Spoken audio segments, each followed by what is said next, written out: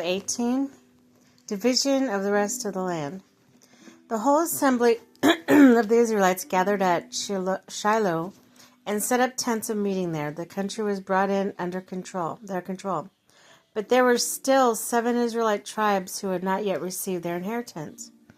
So Joshua said to the Israelites, "How long will you wait before you begin to take possession of the land that the Lord, the God of your ancestors, has given you?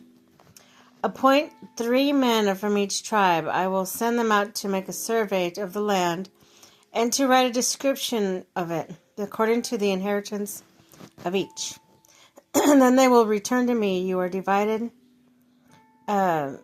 to divide the land into 7 parts. Judah is to remain in the south territory in the south, and the tribes of Joseph in their territory in the north.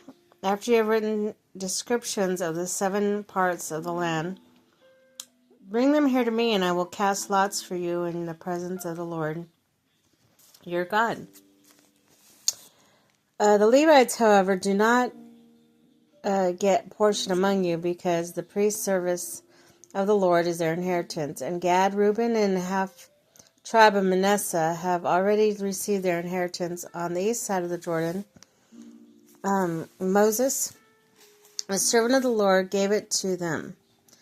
As the men started on their way to map out the land, Joshua instructed them, "Go and make survey of the land and write a description of it. Then return to me, and I will cast lots for you here at Shiloh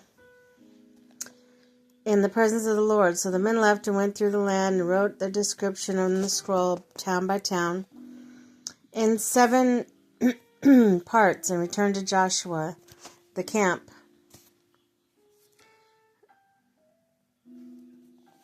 At Shiloh. Joshua then cast lots for them at Shiloh in the presence of the Lord, and there he distributed the land of the Israelites according to their tribal divisions. The allotment for Benjamin. The first allot came up for the tribe of Benjamin according to its clans. Their allotted territory lay between the tribes of Judah and Joseph. On the north side, their boundary began at the Jordan, past the northern slope of the Jericho, and headed west to the hill country, coming out of the wilderness of Beth Aven. From there it crossed to the south loop of Luz, that is Bethel, and went down to Adar on the hill south of the lower Beth Horah. From the hill facing Beth Horah on the south, the boundary turned south along the western side and came out at Kiriath Baal, that is Kiriath Jearim, a town of the people of Judah.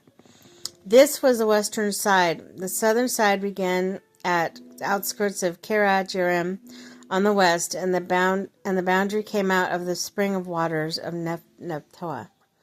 The boundary went down to the foothills facing the valley of Ben Hinnom, north of the valley of Rephaim. It continued down Hinnom Valley into the long southern slope of the Jebusite city and to En Rogel. Then curved north, went to En Shemesh, continued to Galeoth, which faces the path of Adumim. Then ran down the stone of Bohan, son of Reuben. It continued to the north slope of Beth Jerbah, and down onto Rabbah.